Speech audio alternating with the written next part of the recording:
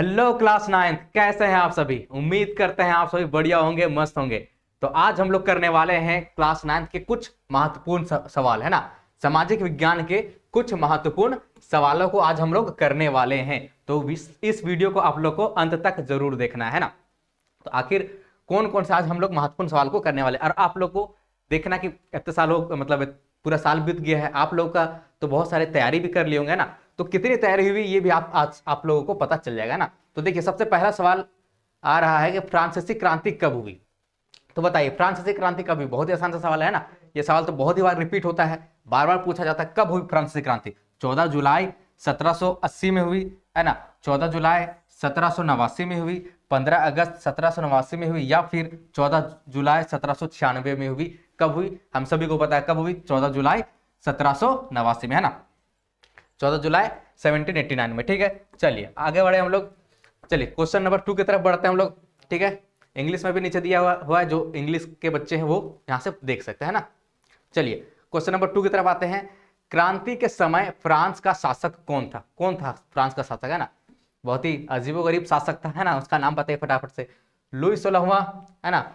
Louis 15वां, है ना। Louis 20, है ना, या फिर बास्तिल, है ना। बास्तिल तो भाई किला का नाम था ना। तो कौन है क्रांति के समय फ्रांस का शासक कौन था। तो बिल्कुल ऑप्शन ए बिल्कुल करेक्ट होगा ना। लुई 16वां था फ्रांस का शासक था जिस समय क्रांति हुई थी, ठीक है।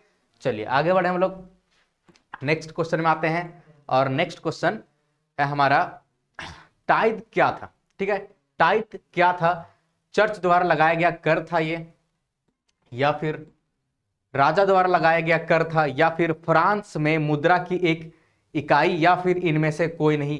क्या था टाइद। तो टाइद क्या था। चर्च द्वारा लगाया गया एक कर था, है ना। उस जमाने में चर्च भी टैक्स वगैरह लगाया करते थे, यानी चर्च बहुत ही ज्यादा पावरफुल, है ना, शक्तिशाली हुआ करते थे।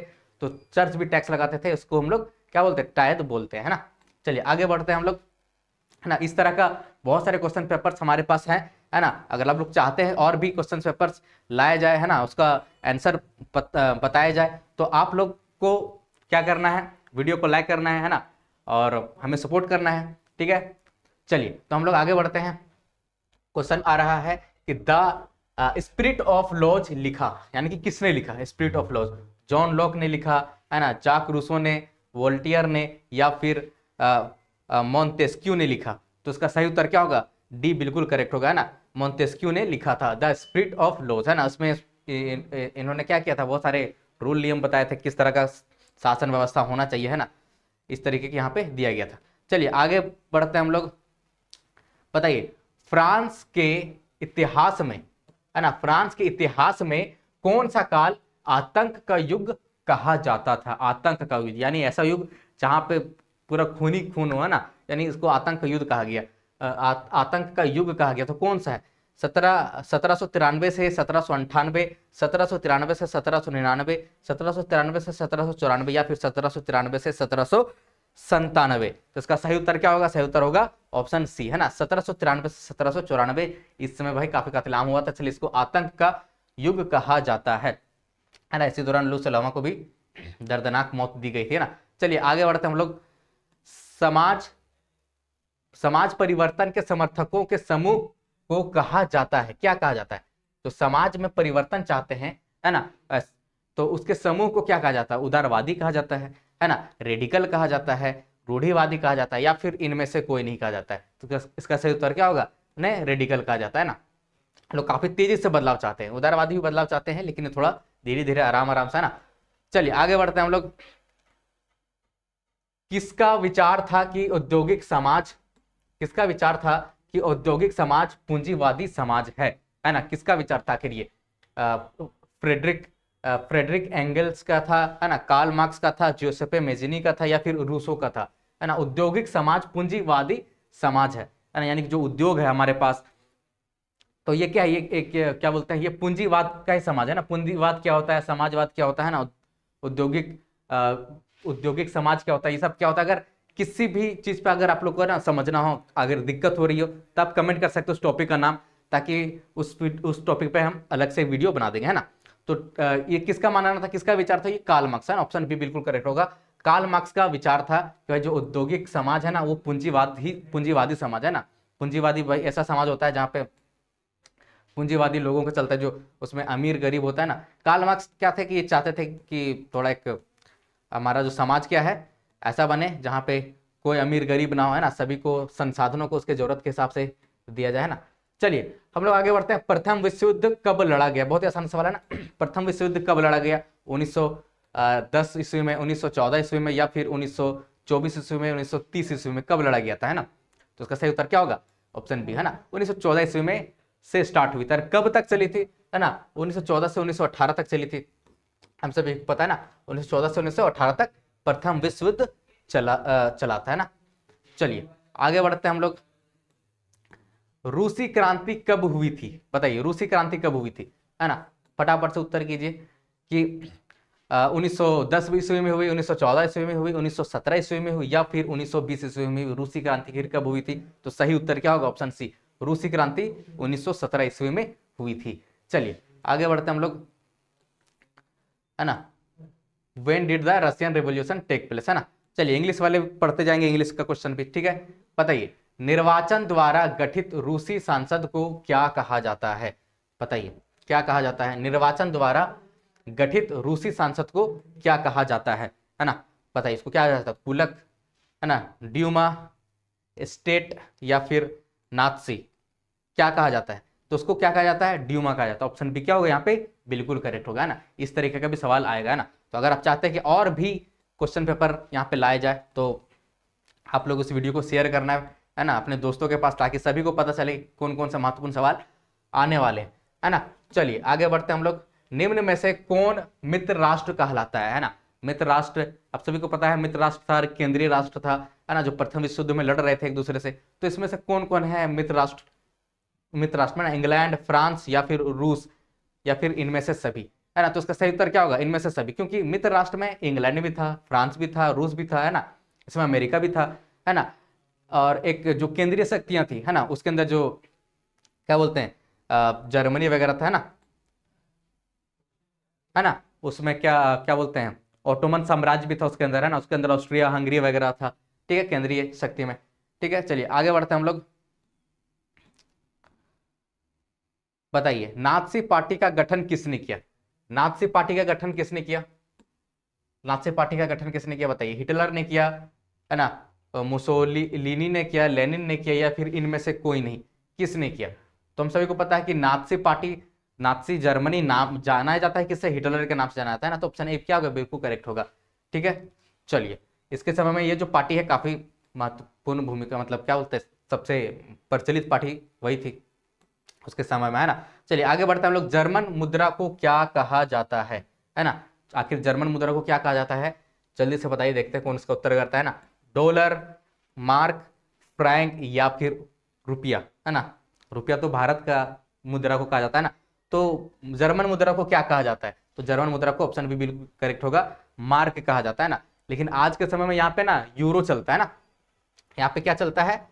यूरो चलता है, ठीक है, यूरो, क्योंकि ये यूरोपियन यूनियन जो है ना, यूरोपियन यूनियन का ये पार्ट है, तो इसलिए यहाँ पे अभी यूरो चलता है। लेकिन ये चूंकि हिस्ट्री का क्वेश्चन है ना, तो हम लोग उसी के हिसाब से आंसर करेंगे, तो बी बिल्कुल करेक्ट होगा, मार्क, है ना।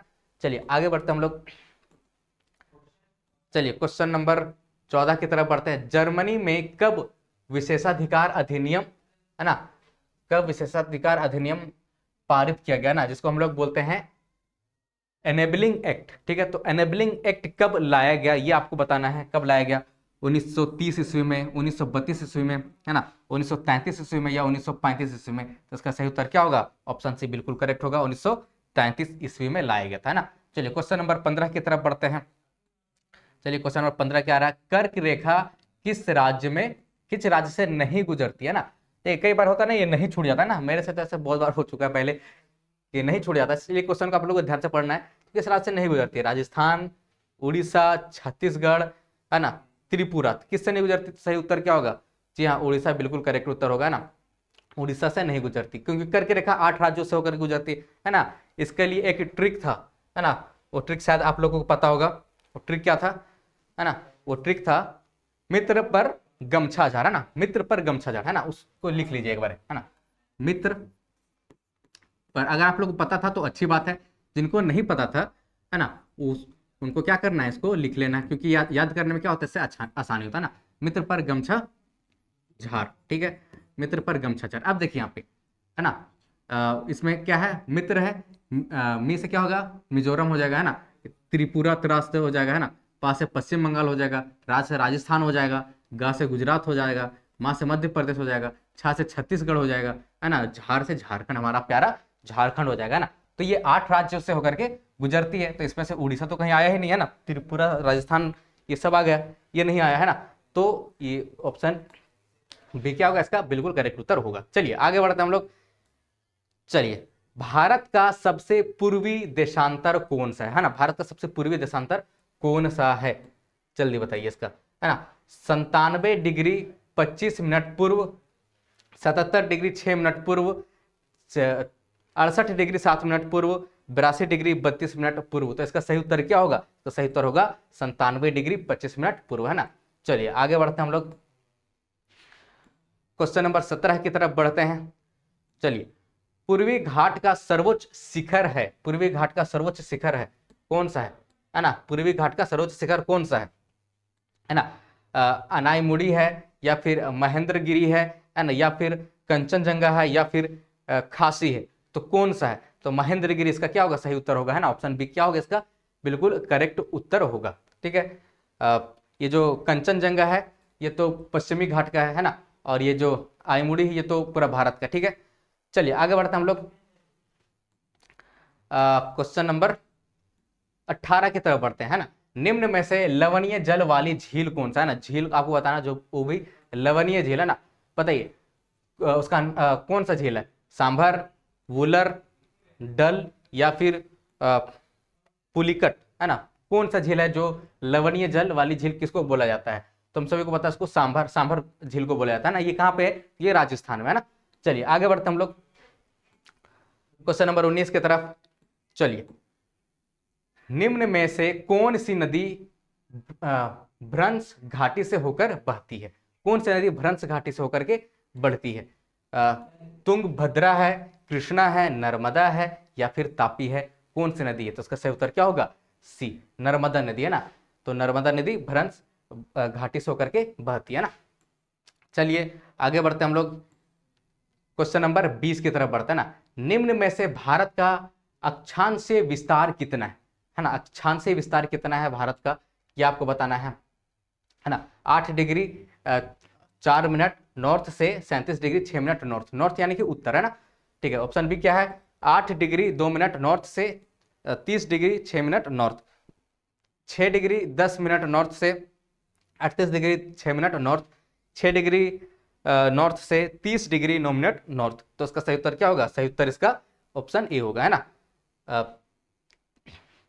जी हाँ, इसका सही उत्तर क्या होगा, ए होगा। 8 डिग्री 4 मिनट नॉर्थ से 37 डिग्री 6 मिनट नॉर्थ, ठीक है। चलिए, तो आज के लिए इतना ही। अगर आप चाहते हैं कि और भी क्वेश्चंस लाए जाए, और भी क्वेश्चन पेपर्स लाए जाए, है ना, तो आपको इस वीडियो को लाइक करना है और बताना है कि हाँ सर लाया जाए। तो और भी बहुत सारे क्वेश्चन पेपर है हमारे पास, ढेर सभी बारी बारी से सभी अपलोड कर दिए जाएंगे सभी क्वेश्चन पेपर को, ठीक है। तो इससे पता चल जाएगा कौन सा क्वेश्चन इंपॉर्टेंट है और आप लोग को बनाने में आसानी हुई, ठीक है। तो चलिए, रखिए अपना ख्याल, मैं मिलता हूँ आपसे नेक्स्ट वीडियो में, ठीक है, बाय।